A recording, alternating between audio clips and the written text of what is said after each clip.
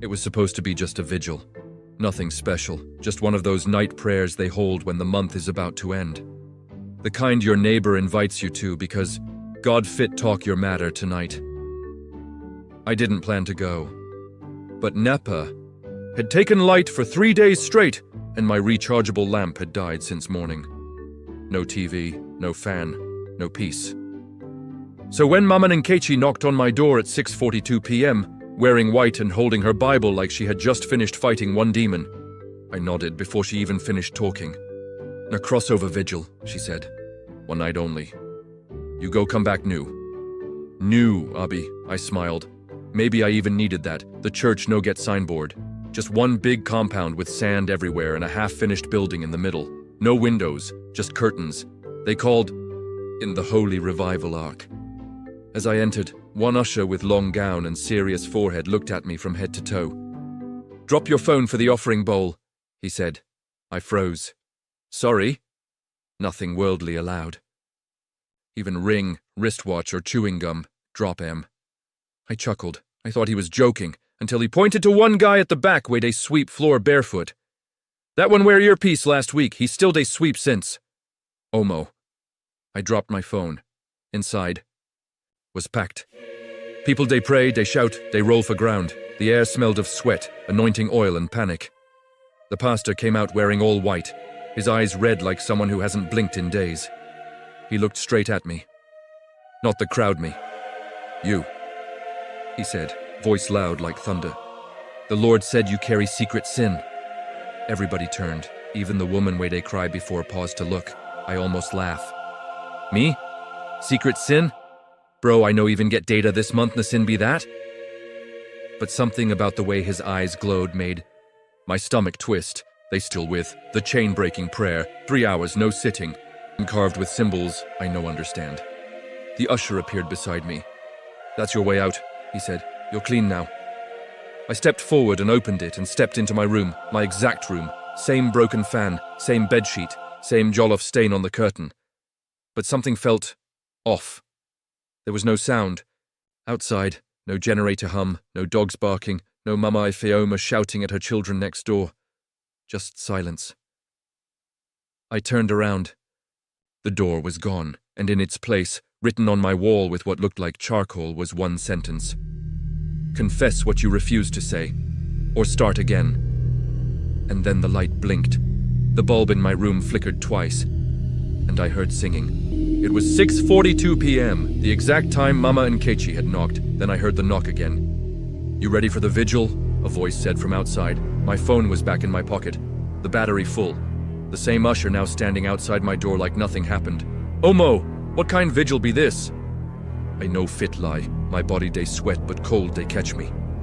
I looked around my room again. Everything looked the same, but the air felt heavy, like when rain won't fall but the clouds never open. Then that voice came again, this time from inside my bathroom. "Confess." I jumped. "Hello? Who they there?" No answer, just slow dripping water from the bathroom tap, where I swear I locked since morning. I picked up my phone. Still 6:42 p.m., still full battery, but no network, not even glow bar. I opened WhatsApp. All my chats deleted. Only one contact day for the list now. Even the deep spiritual type, but this one passed my level. I decided to do the only reasonable thing, run. I grabbed my slippers, opened my door, and boom, I was back inside the church. Same crowd, same sweat, same pastor with red eyes staring at me like I just stole tithe money. But now, everybody was singing one song, low and slow, like mourners. I screamed. The pastor pointed again. "There is something you did, and until you confess it, you go de loop." My knees got weak. I fell to the floor. But I no even remember anything. I shouted. The usher from before walked, close and whispered. "Then think well, brother. Sin no day forget face." They dragged me to the front. One spotlight hit me like theater. Everybody else faded into shadows. I could only see the pastor, the mic, and one empty chair in the middle of the altar. They told me to sit. Then, one after the other, people from my past started walking in. First was Amaka. She sat beside me, looking just like the tears in her eyes. "You never told anyone what you did," she said. I gasped. "Amaka, but you moved abroad. You're not even..." She vanished. Then came Kunle, my old neighbor, the one that got arrested for stealing, but it wasn't him. You framed me, he whispered. My chest tightened. I didn't know they'd take it that far. He vanished too. I started crying. For real. Like deep from the soul, crying. Please, I begged the pastor. I'm sorry, I want to confess everything. Please, just let me go. The pastor looked at me with pity. It's not me you're confessing to. The wall is waiting. I turned. To the wall.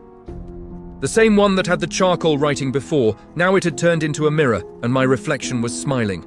But I wasn't. Then the mirror cracked. Not shattered, just cracked in a perfect circle. The kind of crack that looks like a door. Behind it I could hear my mum singing softly, that same lullaby she used to sing when I had nightmares. I stood there, staring at my door. The red glow wasn't normal light. It pulsed, like a heartbeat, like something inside the house was alive and waiting. I looked around my compound. Neighbors' houses looked the same, but somehow older, faded. Walls, rusty gates. Even the mango tree beside my fence looked dried up. I knocked on my own door. Knock, knock, silence. I turned the handle and entered. The room was pitch dark. Then the bulb came on without NEPA. Because sitting on my bed was me, but not me now. Younger me, secondary school me. The one with skinny neck and oversized house shirt. He was holding a Bible in one hand and a bloodied envelope in the other. Sit down, he said, without looking up. I couldn't move. He looked at me with tears in his eyes. You remember what happened that night after fellowship, with Mummy Doyen's phone? My chest tightened. No, not that. Not that memory. I told you not to lie, younger me said. But you did, and now the lie has grown wings. The mirror on the wall cracked. Again. This time, instead of a reflection, I saw scenes like a film. Me, age 16, alone in the church office, finding that phone, opening things I shouldn't have opened, forwarding things I shouldn't have forwarded. That small mistake had caused one woman to lose her marriage, a scandal, a breakdown. And I had buried it so deep, even I forgot, but the ark didn't forget. I fell to my knees. God, I beg, I sobbed. I no even remember how bad it be. I was just a child. I thought it was small. I thought. A loud knock echoed from outside. Again, then a voice. Are you ready now? I rushed to the window. This time it wasn't Mama and Kechi, it was my father. But he died 2 years ago. He was wearing the same white clothes from his burial photo. He didn't smile, he just stared. You must complete the loop, he said, or the door never closes. Then the wall peeled open. Yes, peeled. Like paper. Behind. It was that same church again, same curtain, same floor, but this time, empty, no members, no pastor. Open on the pulpit, the wind blew through, but no windows moved. Stepped forward. I had no phone, no slippers, no idea if I was awake or dreaming. But I knew one thing. I had to finish this vigil, even if it killed me. As I touched the Bible, it closed itself, and behind me the door slammed shut. One candle lit up on its own, and a voice whispered, soft but close. Welcome back. Confession begins. Wait. Face blank. I spoke, but not with my mouth. The altar version of me raised his hand, and a loud voice echoed through the church. You vowed, under breath, with tears, and still you broke it. Suddenly I remembered age 17, after my mother was sick. I'd prayed and cried and shouted, you heal her, I swear I go serve you forever. No lies, no games, just you. And he did, but I didn't. The moment she got better, I ghosted church, started clubbing, ran small Yahoo format, told myself it was just survival. That night, I forgot the vow, but the ark didn't. You'd carry too many broken promises, the altar version of me said. That's why the door no go open. Then the walls started moving, not falling, not shaking, just shifting. The benches arranged themselves into a circle around me. In the air, faces began to appear. Some I knew, some I didn't. All of them whispered, say the truth. Own it. Finish what you started. Then the Bible turned into a bowl of water. The voice returned. Drinks or repeat the loop again. I reached for the bowl. My hands were shaking like NEPA voltage. The water inside wasn't clear. It showed flashes, visions, memories I buried. That girl I lied to just to sleep with her. The fake CV I used to collect someone's internship. The money I found and never returned. The cousin I mocked behind his back but smiled to his face. The cousin I mocked behind his back but smiled to his face. I couldn't breathe. "I'm sorry," I whispered. The candles blew out. Everything went black. Then I opened my eyes, back in my room again. Normal room, fan working. Light bulb steady. My phone on my table. Buzzing, 6:43 p.m. 1 minute later, I picked the phone. A text message. From an unknown number. "Well done. Confession received, but one sin remains. The one you committed in your dreams." My phone powered, off, and the door creaked open on its own. Outside was not my compound anymore. It was the church again, but this time, it was upside down. I stood at the door of my room, staring into the upside-down church. Yes, upside down. The pews were hanging from the ceiling like bats. The pulpit was above my head. Candles stood straight, but their flames pointed down, yet somehow, it didn't fall. Gravity didn't care anymore, and neither did I. I took one step forward and my leg rose. Omo, no joke, I was walking up, like saying a spiritual moonwalk. My body was doing backflip I didn't sign up for. By the time I reached the altar, which was now above my head, the last page. "Operation Burn Everything Plan if caught." It was in my handwriting, but I didn't remember writing that. Then I saw the worst part. A name list. People I envied. Even my next to each word, erased. My heart pounded. No, I never planned this, But the dream version of me kept going. He folded the paper, lit a match, burnt it, then climbed back into bed, smiling. Back in the upside-down church, thunder cracked. Lightning flashed across the walls. The voice returned, cracked. Lightning flashed across the walls. The voice returned. "You think because you didn't remember, you didn't act. You think sins of the mind don't leave fingerprints? You entered with secrets, you'll leave with scars, or not at all." Suddenly the candles turned black. Not off just black flames. And every flame whispered something I had thought before but never said aloud. I wish he failed. She doesn't deserve that promotion. I'm better than all of them. God, no, go judge me, I'm trying now. Just this one time, na survival. The flames grew louder, echoing those words like chant. My ears rang, I covered my face, and then silence. When I opened my eyes, the church was gone. I was sitting in a chair, a real one this time. Opposite me, on another chair, was a small boy. About 10, barefoot, dusty face. But his eyes were too old for his body. He handed me a mirror. "This is who you are when no one is watching." I looked and screamed, because the person in the mirror wasn't me, it was the pastor from the vigil.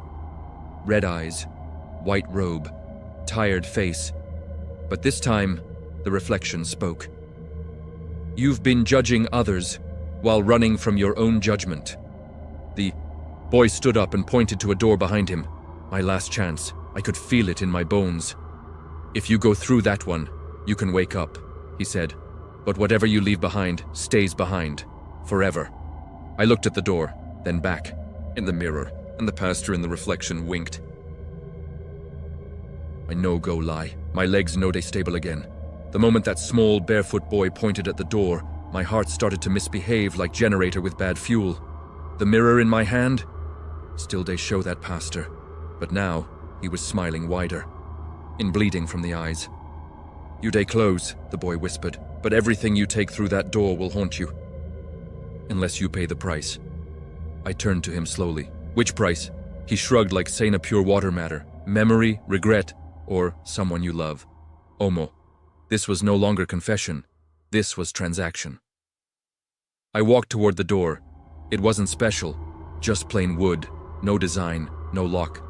But the moment I touched it, everything changed. The candles went off, the chair disappeared.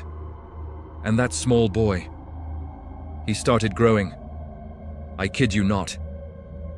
In front of my eyes, the boy began to stretch, his arms, his legs, his neck. He grew taller, older, darker, until he was towering over me, face hidden in shadow. When he spoke again, his voice was no longer a whisper. Confession earns entry. Sacrifice opens the door. Then he stepped back into the dark and vanished. I turned the handle. The door opened with a sound like thunder rolling through metal. And what I saw inside, Omo na room. My room. Again, but this time everything was reversed. The bed was on the ceiling, my clothes folded backward, my wall clock moving anti-clockwise. The calendar, now still today's date, but 2014. I stepped inside. Boom. I was wearing my old school uniform, stained, white shirt, loose khaki trousers. My phone rang. I looked down. BlackBerry Curve 3. That same one way I used to borrow airtime like oxygen. I picked. The voice on the other end was mine. This is your last chance. If you fix what you did in 2014, you'll wake up clean. If not, the Ark will claim your memory forever. I dropped the phone, and the room began to melt. Yes, melt. Walls dripping like hot wax. Floor turning to water. Bed slowly burning, but in reverse. The flames were freezing everything. Then I heard footsteps outside my window. Knock, knock, knock. Bros, you day ready for vigil? It was Mama Nikechi's voice. Again. It's 42 p.m. Again. The end. Loop was closing in. I ran to the door, grabbed the handle, and screamed, I confess everything. I lied, I stole, I hurt people and never looked back. I judged, I forgot God even after he helped me. Suddenly everything stopped. Silence. I was standing in a white room, completely empty. No candles, no clock, just one mirror on the wall. I walked up to it, and for the first time, I saw myself. Just me. Tired. Wounded. But real. Then, behind me, a door creaked open. I turned. Bright light. Voices singing softly. I took a step forward, and as I crossed the threshold, the moment I stepped through that final door, the light swallowed me like floodlight on blackout night. I squeezed my eyes shut, and when I opened them, I was back in church. But not the Holy Revival Ark. This one was different. The air smelled clean. There were no sweat-stained benches, no screaming ushers, no red-eyed pastor. Just soft organ music in the background, and sunlight pouring through stained glass windows like peace in liquid form. A woman in all white walked up to me. Her face was gentle, familiar, too familiar. Mummy? Yes, it was my mother, but younger, healthier. Smiling like she did before the hospital visits took it all, she touched my face. You've gone far, Ifeani, but you haven't come back yet. I tried to hug her. She stepped back. Not until you meet the one who sent you. A door opened at the front of the church. Light didn't pour out of this one. Darkness did. Cold, deep, complete. Something moved inside. Something breathing. Something waiting. My mother pointed. Go! I swallowed hard. Who's inside? She looked at me and said just one word. You. I stepped into the dark, and the door closed behind me. No light, no sound, just presence. Then a match struck. One small light, revealing one small bench, and sitting on that bench was me. But not scared me. This was faked. Every person you used, all of them built this place. I'm not your shadow. I'm not your sin. I'm your realest self. I backed away. No, I've confessed. I've cried. I passed through fire, through loop. I'm clean. He stood up. Clean, and doesn't mean whole. You think confession is enough? But you never asked for forgiveness. Not from them, not from yourself. Then he raised his hand, and around us, floating in the darkness, appeared all the people I hurt. Amaka, Kunle, that girl I ghosted after lies, that cousin I mocked, even the fake names on the Yahoo formats I used, their photos, their pain. You want to wake up? Cold me asked. Then let's do it properly. Let's finish it where it started. He reached into the dark and pulled out a Bible and a cutlass, handed both to me. Pick one. One opens your freedom, the other, your judgment. I looked at both. My hand reached for the Bible. But my heart was reaching for the cutlass because part of me didn't just want freedom, it wanted revenge on myself.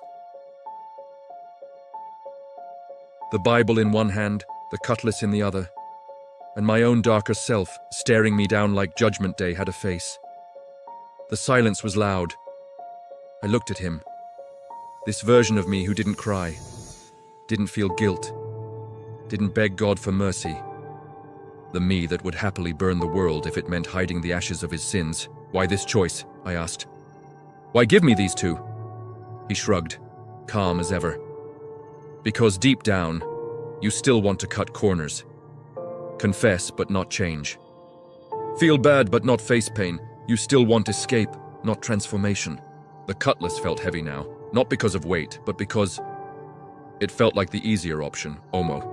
I was tired of loops, tired of confessions, tired of 6:42 p.m. So I dropped the cutlass and clutched the Bible with both hands. Cold me frowned. Eyes narrowed, like he was disappointed. You sure? I nodded. My hands are dirty, I said, but I won't fix that by adding more blood. Then something happened. The ground beneath him began to shake, cracks formed, he stumbled back. Wait, he shouted, you can't just... But I didn't wait. I opened the Bible and began to speak, not shout, speak like someone finally tired of faking. I'm not proud. I've been fake, I've been selfish, I've caused pain, I've worn church clothes with street heart.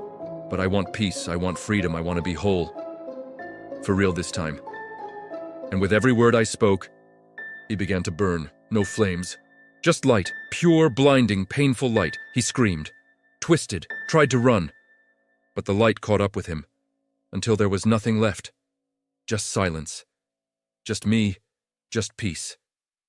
I opened my eyes.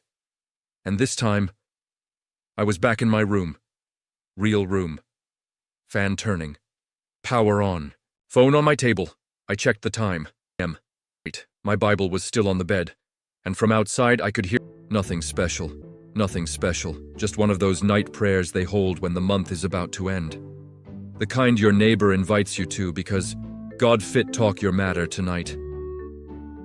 When I saw both of them standing in my room, one holding birthday cake, the other holding cane, I knew my life was over. It is my birthday funeral rain. I knew my life was over. It is my birthday funeral rehearsal. My name is Cola. And until this incident, I was enjoying life like small chops at a wedding. Sweet, messy, and scattered. I had a full package girlfriend on the island. Bisola, banker. Clean accent. Smooth. Let's do brunch, and orders avocado toast like she knows what avocado really is. Then there was my mainland babe, Cynthia. Pepper soup seller by day, slay queen by night, loud, loyal. The kind of woman that says, if you cheat on me, I go scatter your destiny. So of course I lied to both of them. To Bisola, I'm always working late. To Cynthia, island girls no fit understand me, now you be my peace, na so I day balance until that cursed Thursday. That morning I got 2 texts, Bisola. Baby, make sure you're home by 7 p.m. today. I have a surprise for you, you'll love it. I smiled like a thief who just saw free meat, until I saw Cynthia's message. Cola! 7 p.m. sharp, day your house, I won't spoil you today. 2 women, same time, same house. In that moment, I knew I was the GOAT, not greatest of all time. But the one about to be used for emotional started sweating like Nepopole during thunderstorm. I tried to lie my way out. I told both of them I was sick. Bisola replied, I'll bring soup and medicine. That's when I knew. Now there he go happen. PM. The beginning of my downfall. He heard the knock. Soft at first, like doom with eyelashes. I opened the door and saw both of them, side by side. Smiling like demons on promo, Bisola holding balloons and birthday cake. Cynthia holding cane. And what looked like a laminated list of my lies. I wanted to faint. My spirit actually attempted to exit my body, but the door was blocked. Happy birthday, they both said. At that moment, my phone slipped from my hand, my legs weakened, and I knew God had logged out. They entered, locked the door. Bisola placed the cake on my table like it was an offering to a doomed god. Cynthia adjusted her slippers and said, "Shall we begin?" The interrogation began. Bisola pulled out of your cheating. Slide 1. Me texting her "Good night, baby," while I was literally at Cynthia's place eating catfish pepper soup. Slide 2. Screenshot of me calling them both my piece on the same day. Slide 3. My famous line, "I've never felt this way about anyone before." Apparently, I had told both of them that. And one other babe on Twitter. Cynthia raised her cane like Moses parting the Red Sea. I tried to run. She stretched and locked the door with one foot like an FBI agent in slippers. My TV blinked. Even Nepa refused to save me. Smiled. Then it began. Cynthia didn't waste time. She pointed the cane at me like she was doing roll call in a primary school. "This one is for the lie you told me on Valentine's Day, that your uncle died. Meanwhile, you were in Bisola's hotel eating prawn my fried rice. Wayne!" The cane kissed my back. My scream echoed into the compound. Dogs barked. My neighbor knocked gently and whispered, "Oga Cola." "Should I call police or pastor?" I screamed back. "Call heaven!" Bisola wasn't touching me. Oh no. Her weapon was emotional warfare. She sat down cross-legged and read from her printed notes like a TED Talk. Cola once said, "You're the only one who truly understands me." "Cynthia, please. How many times has he told you that?" Cynthia replied, "Every week, including last night." They both high-fived. Tears gathered in my eyes. I looked up and asked God, "Is this how Judas felt?" The WhatsApp voice note that killed me twice. Then Bisola brought out her phone. She played a voice note I had sent her a week ago. The one where I said, "You know I'm not like those Lagos boys. I don't play games. I'm ready for marriage. If only you'd just say yes." Then Cynthia pulled her own phone and played my exact words. Same sentence, same voice crack for dramatic effect. At this point, I was crying. Not the normal guy tears. I was sobbing like a baby goat lost in traffic. Then Cynthia said the worst words a man can hear. "Cola, remove your shirt. This beating is spiritual," I obeyed. "When you're in trouble and the only thing between you and disgrace is obedience, you become humble like soaked bread."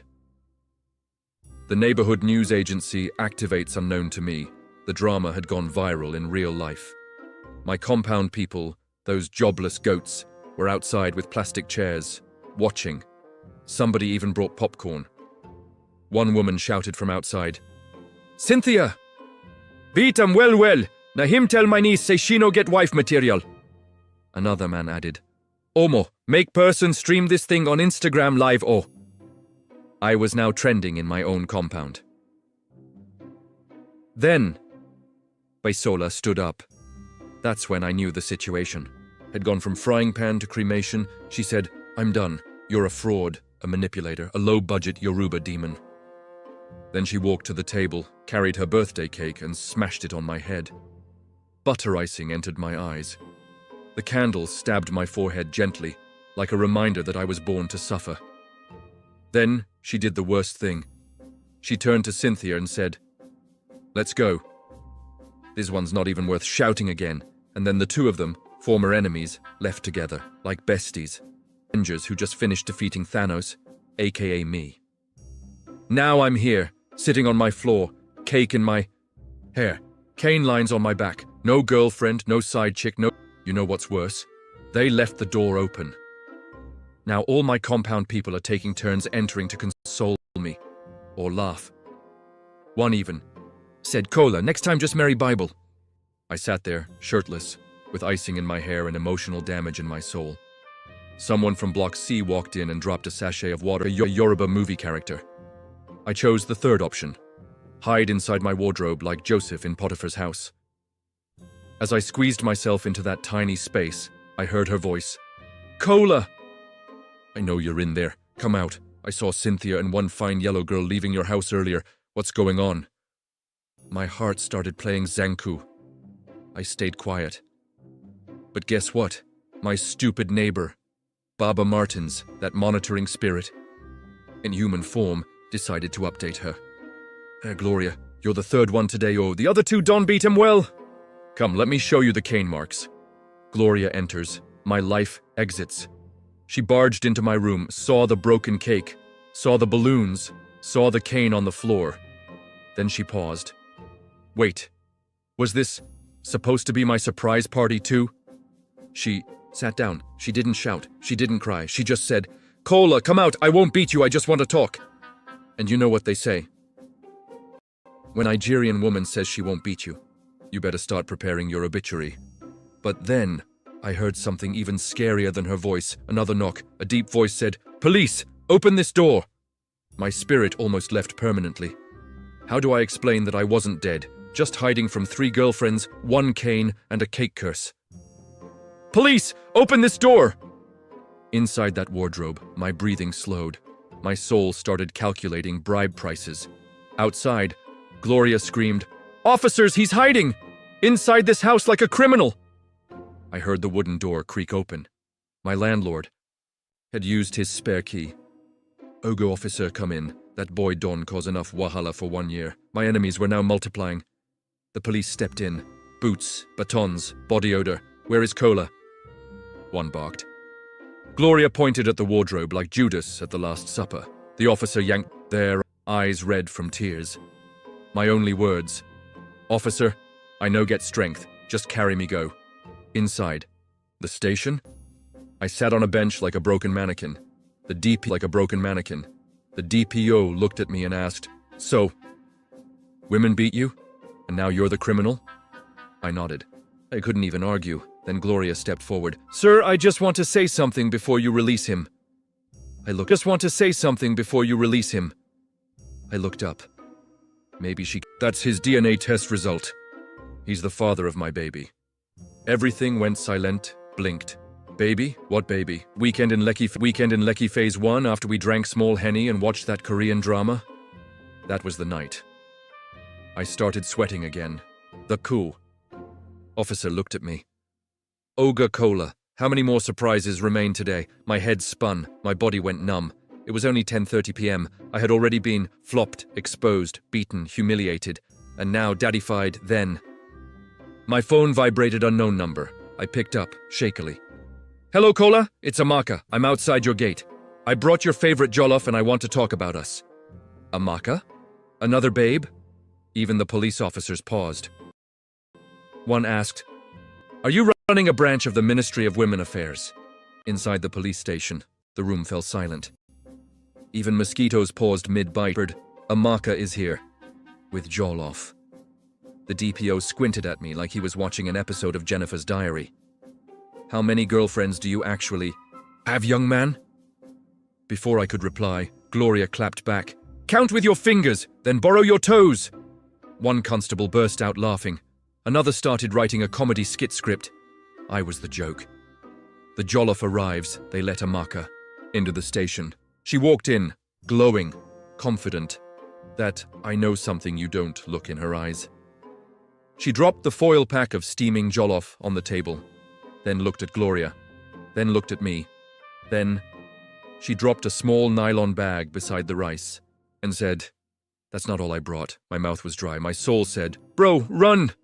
She pulled out a pair of baby shoes. Wait, baby number 2. I started laughing. Not normal laughter.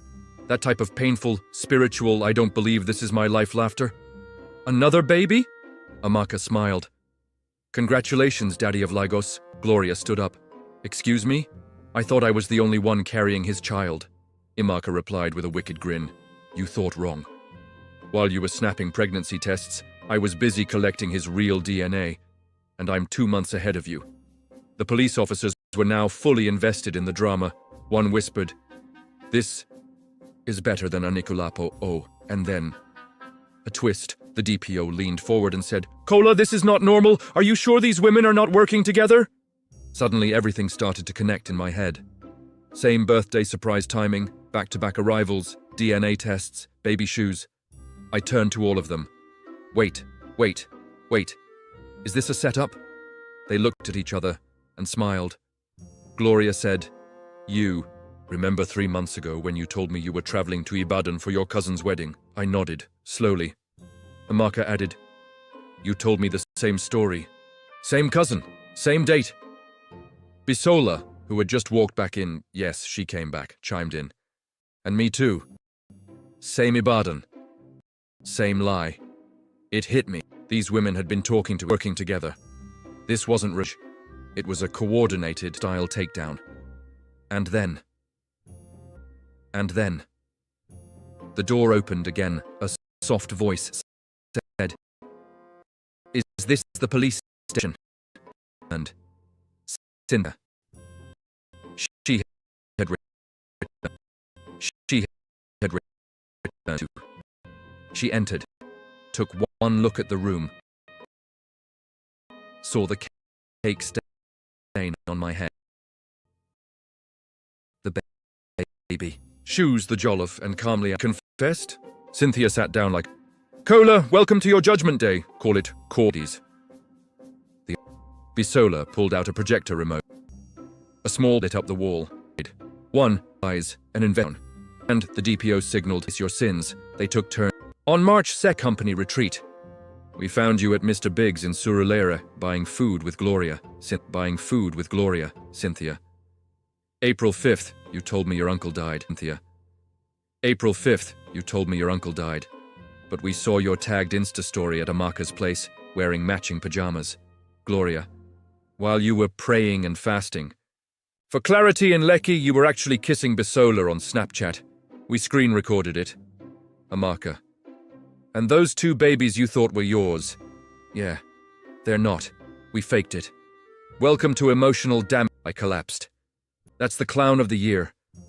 They all walked out, together, hair swaying, faces glowing, laughing like they just left a spa. The police officers stood and clapped. Even the DPO saluted them.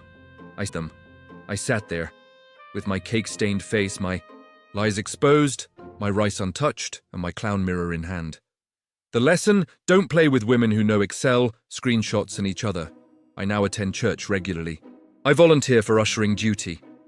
I haven't said, "Hey babe," to any woman in half a year. They call me Brother Cola. I call myself survivor of 4 babes and 1 cane.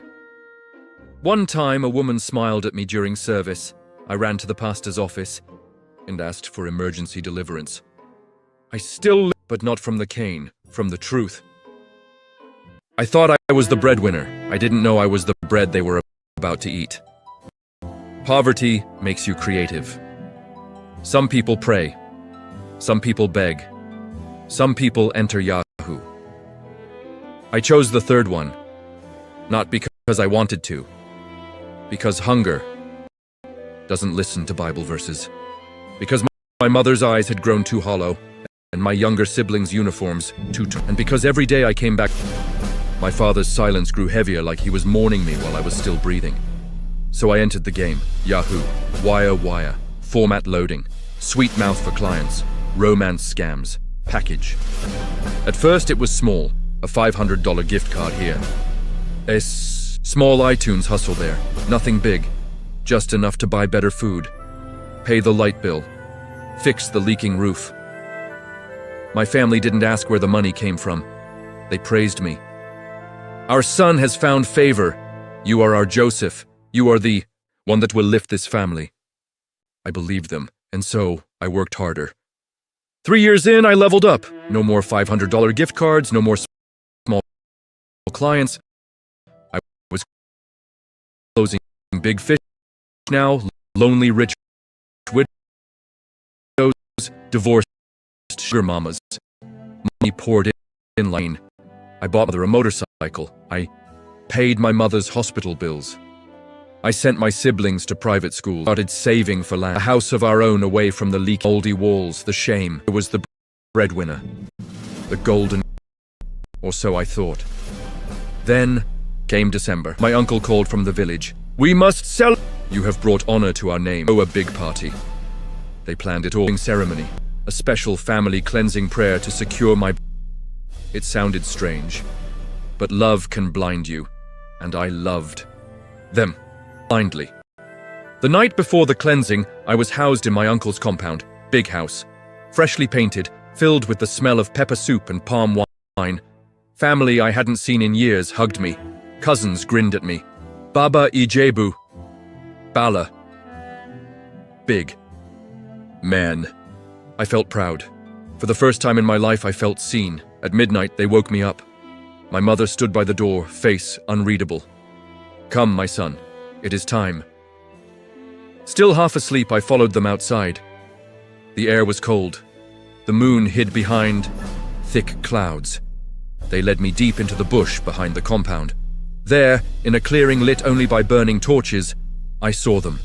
My father, my mother, my uncle, my siblings, some elders, all wearing white, all barefoot, all chanting something, low and rhythmic. Confused, I turned to my mother. Mom didn't answer. She just smiled, tight, sad, like a woman who loved her son but loved survival more.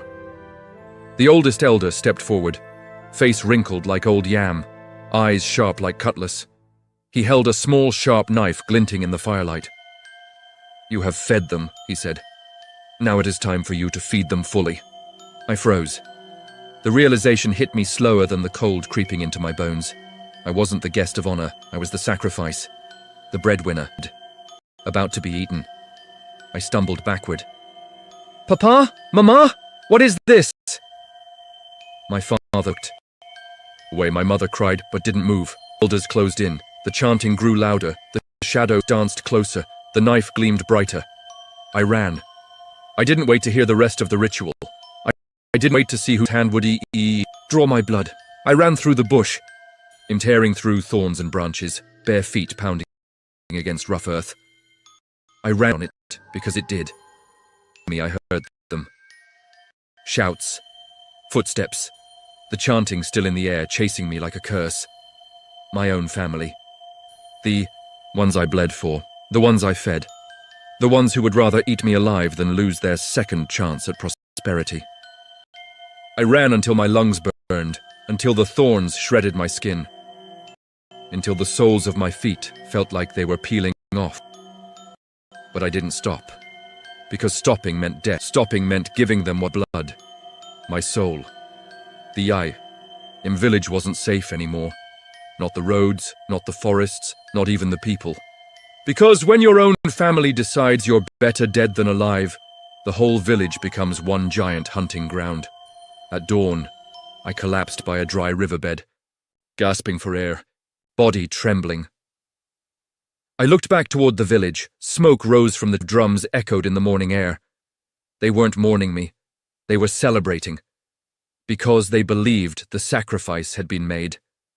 They believed I was already gone, but I was alive, bruised, bleeding, but alive, and now I had to disappear. I stumbled into the next town, covering myself with a dirty jacket I found hanging on a fence. I needed help, money, safety. But more than that, I needed revenge. Because something inside me had snapped that night. Something that wasn't going to heal with time. I found a cheap cybercafe hidden between two abandoned buildings. Inside, broken fans whirred lazily. A handful of boys with cracked laptops hunched over keyboards.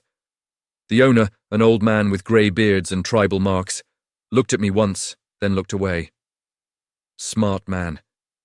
In Nigeria, you mind your business, or you die. Curious, I paid for time with my last N500, logged in, and went back to what I knew best, Yahoo. But this time, I wasn't looking for lonely widows or sugar mamas. I was looking for something else, power. The kind of power that couldn't be taken by knives and chance.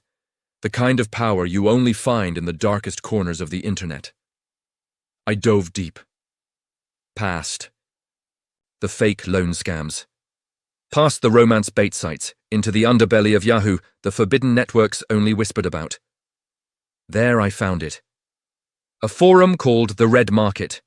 A place where real spiritual hackers operated, corners of the internet. I dove deep. Past fake loan scams. Past the romance bait sites, into the underbelly of Yahoo, the forbidden networks only but about. There I found it. Called the Red Market. A place spiritual hackers operate, where men sold documents, but digital hexes, spiritual firewalls, protection money could never. I posted one message. Family betrayal, need full lock protection, price, No matter. 5 minutes later, a private message popped up. Username, Midnight Crawler. You survived a blood call. That means you are marked. I can help, but it will cost you more than money. I hesitated. My mind screamed no. My heart whispered yes. Because one thing was certain. If I didn't fight back, I would die. If not today, then tomorrow, or next week, or next year. Because once you escape a sacrifice, you get to live. Normal again. They will keep hunting, until either you are dead, or they are. I typed 2 words. I'm ready. The cafe around me buzzed with the dying hum of old computers. But on my screen, the world had already changed. Midnight Crawler sent the next message. Location? I typed fast, fingers shaking. Near Eka Ukwu Market, abandoned warehouse. Alone. Good. Stay there. The spirits are already tracking you.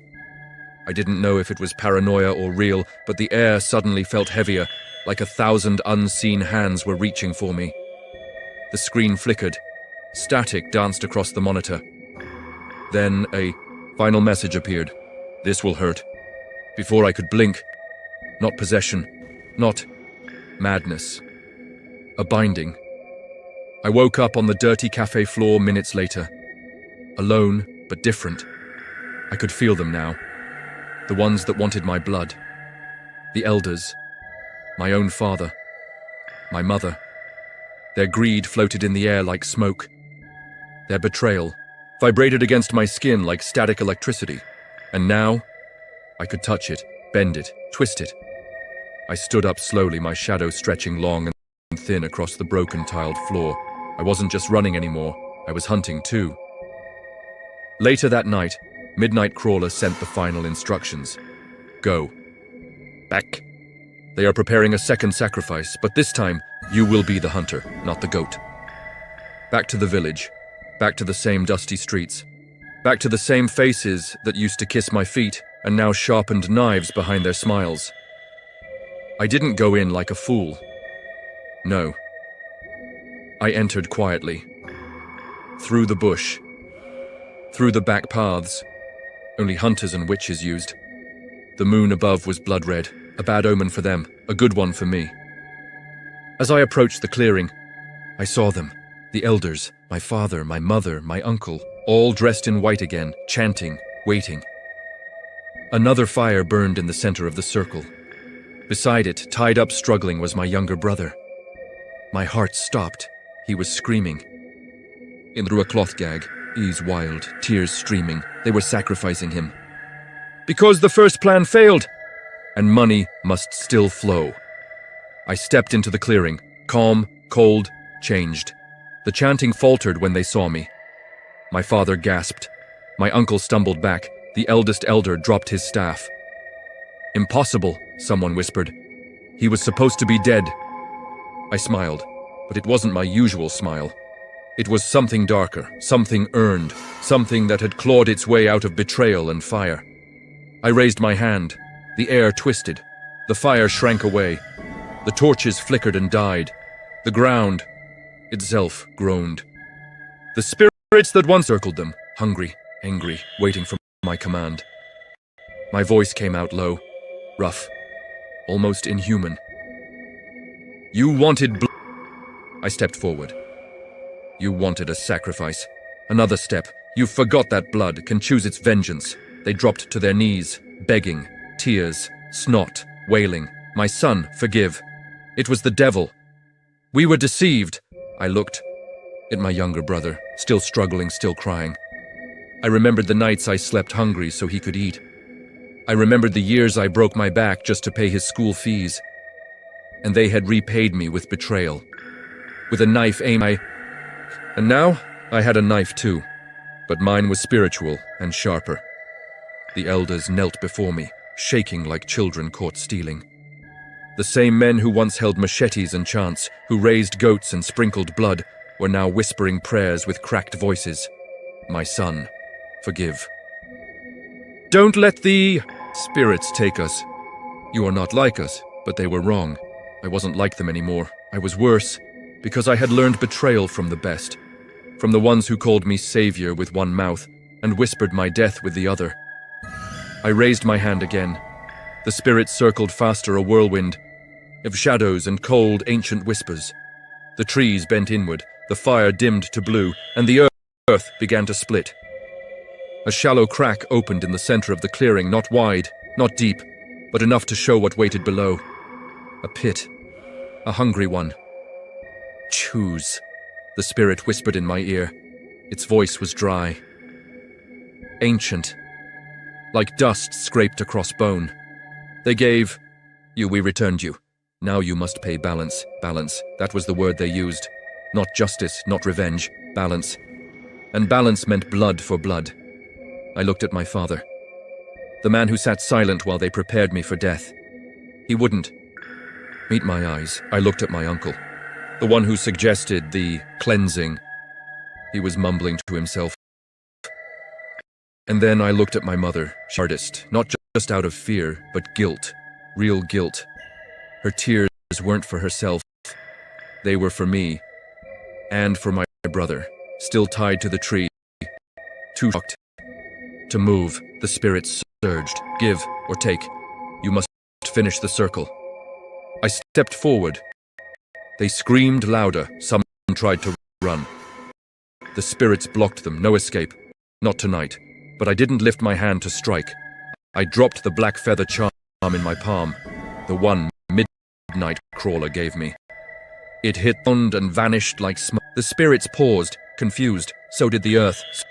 I turned, but take me. A silence felt like the world had stopped spinning. My mother gasped. The elders wailed. Even the spirits seemed stunned. But I spoke louder this time. I broke the covenant when I ran. I defied the bloodline. Let the punishment fall on me, not my brother, not the boy who still has light in his eyes. The spirits circled slower, then faster, then stopped. Suddenly the air cleared. The fire reignited, golden and bright.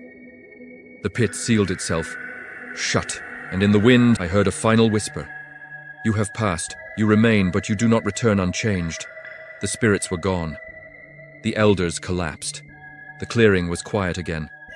I walked over to my brother, untied him, held him for the first time in years. He cried into my shoulder like he was 5 years old again. And I felt empty, not broken, not whole, just changed. That night I walked away from the village, not running, not hunted, just walking.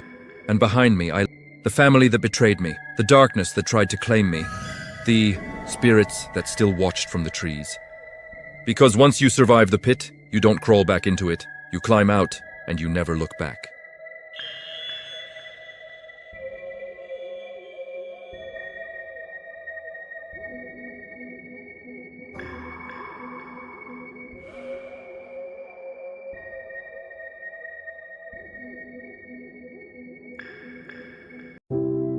They said I won't make it. Not just one person, everybody in my village.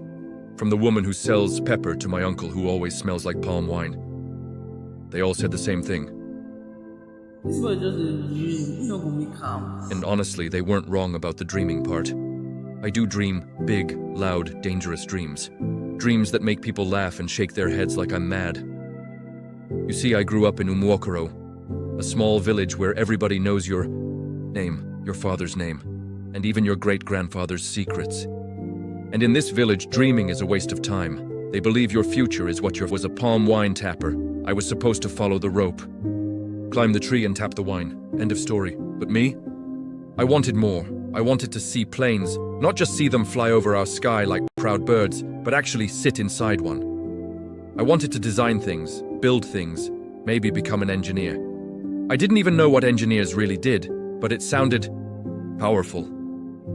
That was the beginning of my wahala. The first time I told my mother I wanted to be an engineer, she paused while turning Gary on the fire and said, "Engineer, with which money? Now first what I do? Now bits." But I didn't stop dreaming.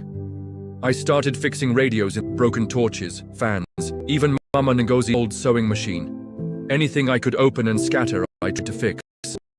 People started calling me the boy Wasabi Wire, but still, they laughed behind my back. When I passed WAEC, some said I cheated. When I got admission into a polytechnic, others said I would drop out after one semester. When I finally left for school, my uncle called me one night and said, "Better learn. Mechanic for that side. This book, no go carry you reach anywhere." But guess what? I didn't stop. Even when I was sleeping in uncompleted buildings during school breaks because I didn't have transport back home. Even when I hawked pure water and fixed people's phones just to survive. Even when I failed my first exam and cried like a baby in the hostel, I didn't stop. Because deep down, I knew if I fail, they win. And now I'm in my final year. I've built 2 tech prototypes that my lecturers use as examples in class. I run a small business online fixing gadgets. I've even been invited to speak in 3 other schools about my journey. But funny enough, my village people don't know all this. They still think I'm somewhere suffering. Still call me that. Bewego soon return. Still laugh when they pass my mother's shop and say, "Your son still they waste time for that polytechnic." The first time I came home after 2 years, it was not planned. I had just finished my industrial training, and the man I was working under dashed me 10,000 naira. That 10,000 looked like 1 million in my eyes. I quickly used transport and came back to the village, not to show off, but to see my mother. I missed her as I entered the village on that hot Thursday afternoon, dust rising behind the Okada that brought me. I saw them. The same people, Mama Ifeoma, still at her pepper stand. My uncle, still holding his gourd of palm wine. Even Chidera, my childhood friend, now a tailor, who once told me, "Guy, forget school, come learn work." They all saw me. Some looked surprised. Others just hissed.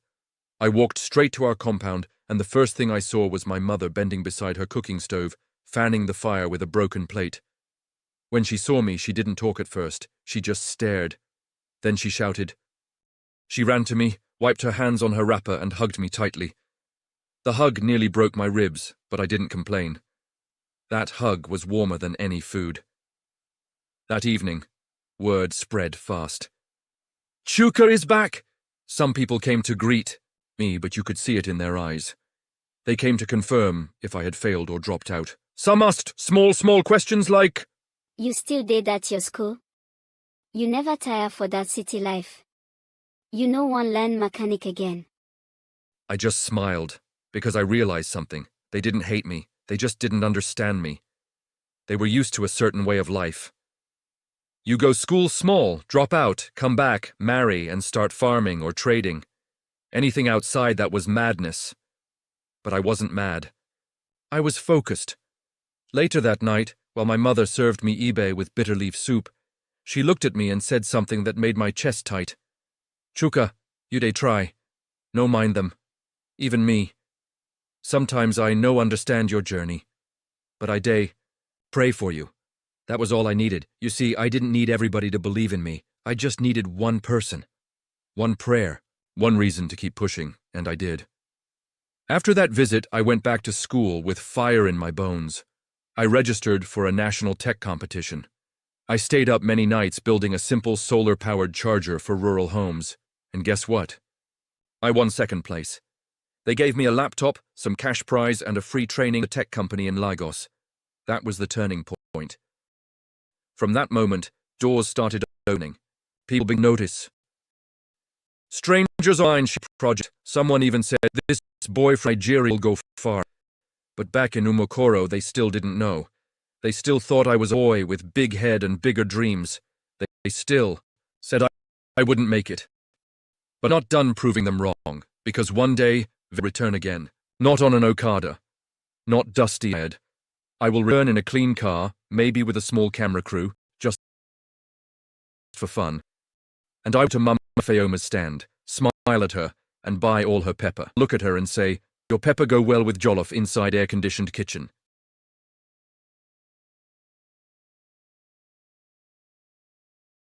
I didn't plan to go viral. All I did was post a short video on Instagram. It showed my solar-powered charger, the one I built for the tech competition. I just wanted to inspire a few students like me. But within days, boom, over 200,000 views. Comments from people in the US, UK, Ghana, South Africa. One man even messaged me saying, "Young man, I believe in your dream. I want to sponsor your next project." I didn't cry. I just laid down on my hostel bed and stared at the ceiling for a long time.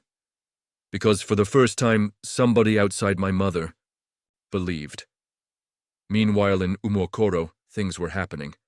Suddenly, my uncle, who used to mock me, started telling people that my nephew did do well. Oh, I always knew he had sense. Even Mama Ifeoma, the pepper woman, now greeted my mother with, "Your son is lucky, oh. The boy get destiny." Destinika, just months ago, they said. That boy too, de form Oyibo. Now they were calling me our village pride. Funny how people switch when your story starts sounding sweet. I didn't let it get to my head, though, because the truth is I was still struggling. The journey wasn't soft. I was still sleeping with fan as AC. Still eating Gary and groundnut on most days. Still battling doubts and delays. But I was no longer alone. I now had a voice. I had proof that even a village boy with nothing but dreams can shake the world. Then came the big one. It read, "Congratulations, you've been selected for our fully funded tech incubation program in Germany." Germany, as in the same Germany I used to draw flags of in primary school. That Germany. I ran out of the cyber cafe shouting like a mad person. On the street, being confused, one said, "For this generation, every small thing them go shout, if only she knew." I didn't tell anyone. I wanted it to be a surprise. So I planned my homecoming. Not with pride, but with peace. I entered Umuokoro this time in a clean Toyota Corolla. My sponsor helped me get. I wore a plain black shirt and jeans, no designer labels, just neat and respectful. But the dust still rose as I drove into the village, just like the first time. Children ran behind the car. "See big man! See big man!" Mama Ifeoma stood, mouth open. My uncle dropped his cup of palm wine, and my mother, she came out running, wrapper barely tied, her hands on her head, shouting, "Jesus! Jesus, is this my son?" I came down from the car, hugged her, and whispered, "Mama, your prayers worked," she cried. But before I'd say another word, people started gathering. Phones came out. Pictures started snapping. Somebody even asked for a selfie. And that was when I saw him, Chidera, my old friend, the tailor who once said I would drop out. He looked at me, shook his head slowly, and said, "Guy, I no go lie. I didn't see this coming. The end. Germany is waiting, because I did. New challenges are ahead. I always did. I've made it far, not to stop, but to go even further. A village boy like me can do it, anybody can.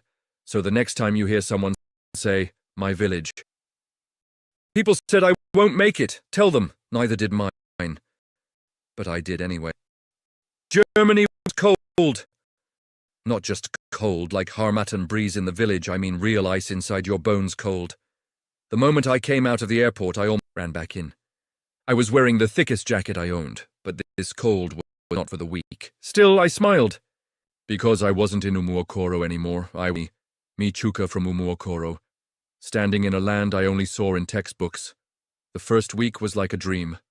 Tall buildings, electric trains, clean roads, people walking, chasing time. Everything was sharp, precise, and organized. It felt like the future. I was staying in a student hostel with young tech minds from India, Brazil, even Canada. We were all selected for the tours, access to laptop, plot of land, and daily workshops on it. I won't lie, first I felt small. These people were speaking tech.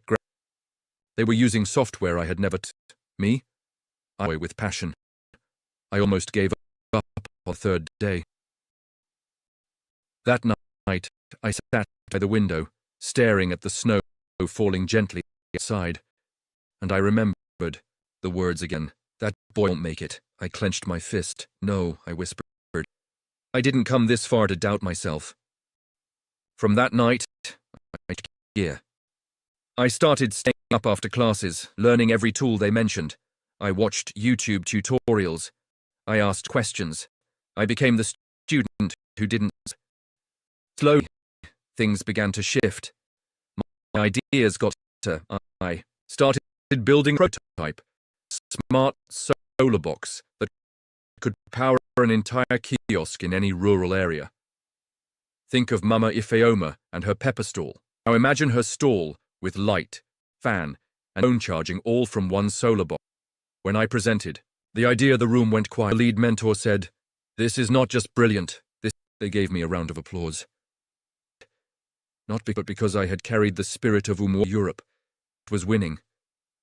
Interviews started coming in, invitations to tech expos, even wanted to hear one reporter asked, "What drive?" And I said, "My village people said I won't make it."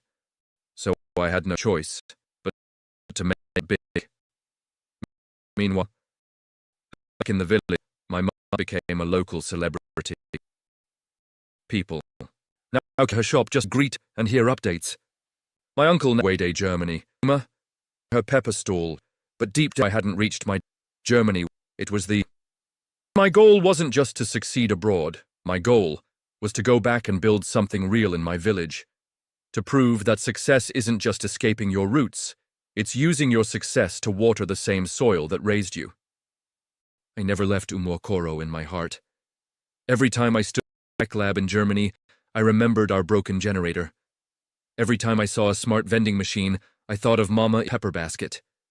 Every light bulb I saw reminded me of the darkness in my village when NEPA takes light. So after finishing the tech incubation program, I used my grant money, not to buy designer clothes or build mansion in the city, but to build something they had never seen before, a small tech hub in Umokoro. I called it Dream Tech Center. It was painted sky blue with solar panels on the roof. Inside I placed 6 computers, 2 printers, 1 solar-powered generator, and shelves of technology, agriculture, and business. The idea was simple: how to dream, and then show them how to make it real. This time I invited the whole village, speakers. My mother wore a brand new wrapper and couldn't stop smiling. My uncle came early, wearing sunglasses like a celebrity. Even Chidera the tailor made a new outfit just for that day. When I stepped forward, the mic shook in my hands, not from fear but emotion. I looked at everyone and said, "Some, if you didn't believe in me. But today, I'm not here to shame anyone. I'm here to show what happens when one person believes in himself and never gives up." People clapped, some nodded slowly, a few wiped tears. Then I cut the ribbon, and from that moment, Umokoro changed. Children who had never touched a computer before were now learning how to type. Young girls were learning graphic design. Boys once mocked me, now volunteering to teach others. We started holding monthly tech boot camps. Students came from nearby villages. I brought in some of my friends from Lagos and Germany to give virtual classes. We gave scholarships. We fixed solar lights around the village. We showed films in the evenings that taught farming with modern tools. Slowly, my village started something new. Who would have thought that boy really back for us? But me? I just smiled, because this was the real success, not the flight to Germany, viral video, not the car. It was this, planting light in a place that once said I would never shine. The Dream Tech Center was booming. Every evening, the compound was filled with children tapping on keyboards, laughing, learning, asking questions. Even parents started coming not for tech, but to understand what was changing their children's minds. But with success came problems. The first challenge was envy. Some elders said I was doing too much. One said, "He wants to take over the village." Another whispered, "He's killing our children with Oyibo." Then came the sabotage. One day, I walked into the center and found the solar cables cut. Someone had destroyed them in the night. Another time, our chairs were stolen. A few coming, their parents said I was using juju. It broke me. I sat alone one night, same Udal dream. And I asked myself, I make a mistake coming back? But heard footsteps. It was... She used to, but now she was the best in our graphic design class. She stood beside me and said, Oga Chuka, don't stop. You're the reason I know I'm more than a village girl. That night, I wiped my face, stood up, and decided, let them fight me. I'll keep building. The stolen we installed CCTVs. Not to fight in what we were building. I said, this center is not mine. It is ours. If you burn it, you burn the future of your own children. Each chain hearts. Slowly, even my biggest came my strong during boot camps. Using at night, Umokoro only seen the light. We rose. Today, the center has trained over 300 young people. Some now, one just got a remote. Ada. Signing posters for big churches and weddings. And me, walk the dusty. Not with peace. I said I couldn't just make it too. Neka together and get married. So much. Emika, please. In a land is whispered beneath the trees. In a village where duty and dreams collide, comes a story of two hearts, tested by life, bound by love. A small village called Omaha. Everyone knew each other. The people were kind, the air was fresh, and children ran around barefoot. In that village lived a beautiful girl named Nika. She had the brightest smile, softest voice. She helped her mother market every day, selling vegetables. There was also a boy named Ibuka. He was tall, dark, and strong. He worked on his father's farm and was always full of jokes. Everyone said he would make a good husband one day. But Ibuka did not care about what people said. He only cared about Nika. Nika and Ibuka grew up together. They played by the riverside, fetched water from the stream, and watched the stars at night. As they got older, their friendship turned into love. Every evening, they met under the old Udala tree near the hill. They talked about their dreams. Ibuka wanted to open a big farm, and Nika wanted to go to... I will marry you one day, Ibuka. One night, holding her hand, I will wait for you. Nika smiled, no matter how long it takes. But the village was not always fair. One day Nika's father called her. He said a rich trader from the city had come to ask for her hand. In marriage, the man had cars, money, and promised to take care of her family. Nika begged her father to say no. She cried and cried, but her father had already said yes. Ibuka heard the news from the palm wine tapper. He rushed to Nika's house, but her mother said she was not allowed to see him anymore. He sat alone, under the Udala tree, waiting, hoping. Ibuka waited under the Udala tree every evening. He hoped Nika would come, even just to say goodbye, but she never came. One night, as the moon shone brightly and the crickets sang, Nika came quietly. She wore a wrapper and had tears in her eyes. Ibuka, she said softly. He stood up quickly. Nika, I thought I would never see you again. Ran into his arms, crying. I did not want to marry that man. I begged my father, but he said I must obey. He says love cannot feed a family. Ibuka's voice shook. But we had plans. We were supposed to build our life together. I know, she whispered. But my father says this is best for all of us. They sat under the tree, holding hands in silence. The stars blinked above them. Nika placed something in Ibuka's palm. It was a necklace he had made for her long ago from cowrie shells. Keep this, she said, so you won't forget me. I can never forget you, Nika. Ibuka replied, you are in my heart forever. A week later, the whole village gathered for Neka's traditional marriage. There were drums, dancing, and cooking pots everywhere. Neka's smile was missing. She looked like a bird trapped to the ceremony. He stayed by the river, throwing stones into the water, thinking about how dreams can be stolen. From that day, things changed. Ebuka stopped smiling.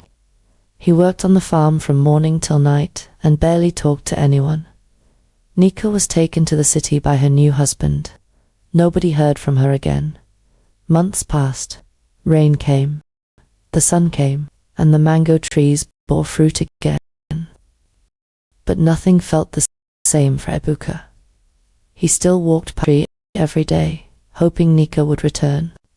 He stopped making jokes. People noticed. Love has broken Ebuka, the old women said. Meanwhile, in the faraway city, Nika was not happy. Her husband, the rich trader, was never around. He traveled often, and when he came back, he hardly spoke to her. She stayed in a big house with floors, but it felt cold. No one laughed like in the village. No one played under trees. No one called her Adam like Ebuka used to. One night, Nika sat by the window, holding the old cowrie shell necklace. In her hand, she had hidden it in her box. Tears rolled down her face. Back in Nkalogu, Ebuka began to write letters he never sent. He wrote to Neka about his day, about the farm, about the river, about the way the udala tree now looked older. But one day, a strange thing happened. A young girl from the next village came to buy yams from Ebuka's farm. After collecting her yams, she whispered, "Are you Ebuka?" He nodded.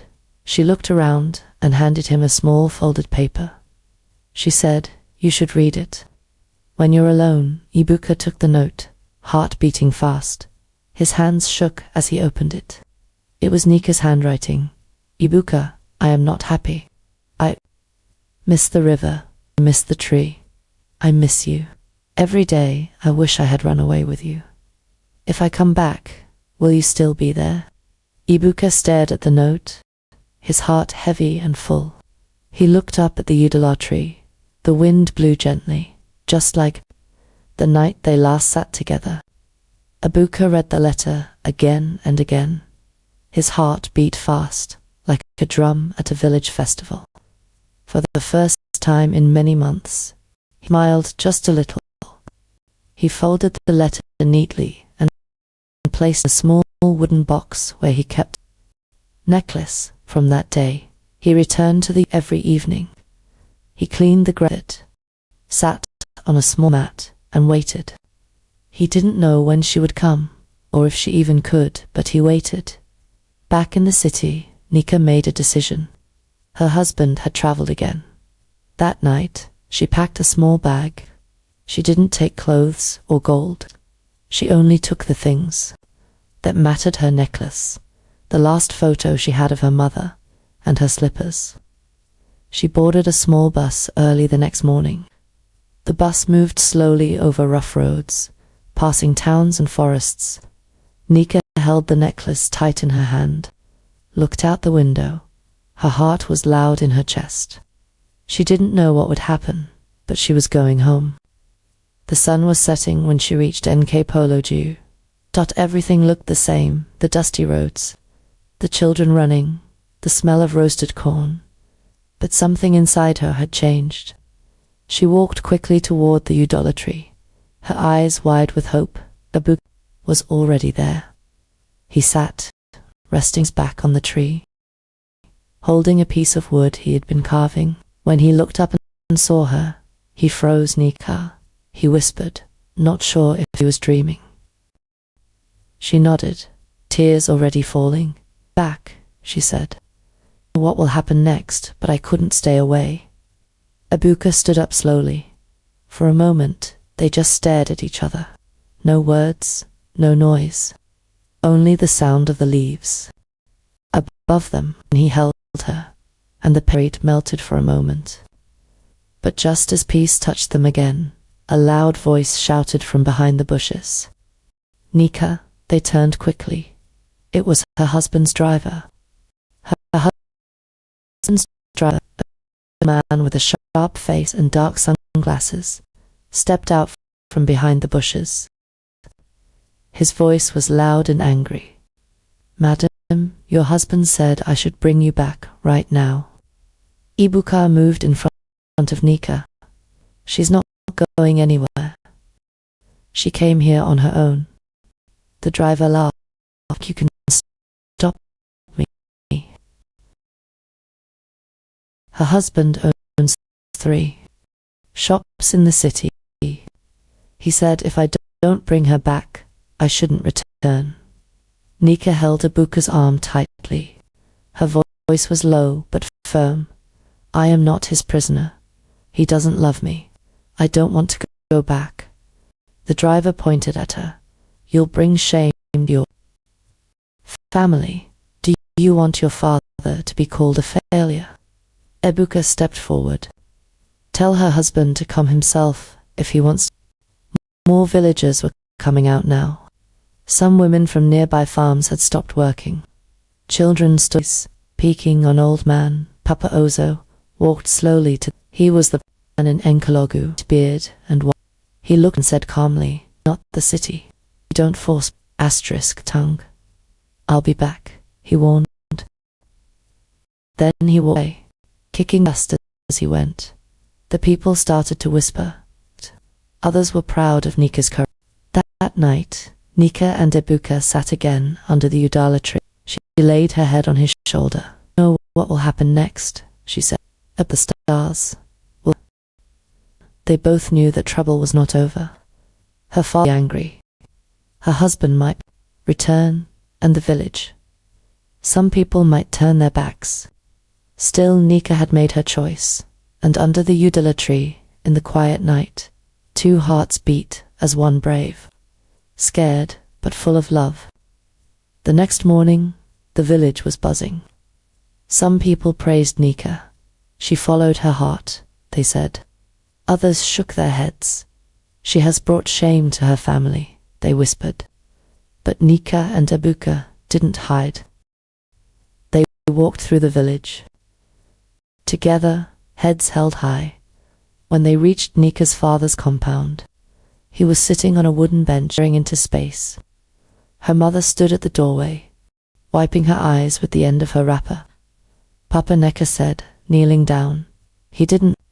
Speak, please. Forgive me. I know I disobeyed you, but I was not happy. I couldn't live that life anymore. Her father's eyes were red, but he didn't look at her. You think life is about happiness?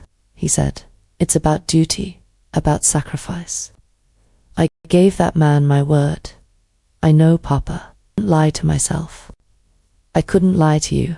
Ibuka stepped forward, sir. I may not be rich, but I love your daughter. I will work day and night to care for her. Her father turned to his gay moment, then stood and walked into the house without saying a word. Nika's mother came closer and held her daughter tightly. My child, she whispered, love is not a crime, but this path you have chosen will not be easy. That night, Nika stayed with her mother. Ibuka walked home alone under the stars, wondering what tomorrow would bring. 3 days later, a black jeep drove into the village.